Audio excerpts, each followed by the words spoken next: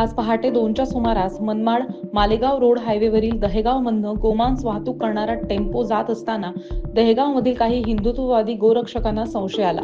त्यामुळे त्यांनी गाडीचा पाठलाग केला आणि वाहन चालकाला विचारपूस सुद्धा केली.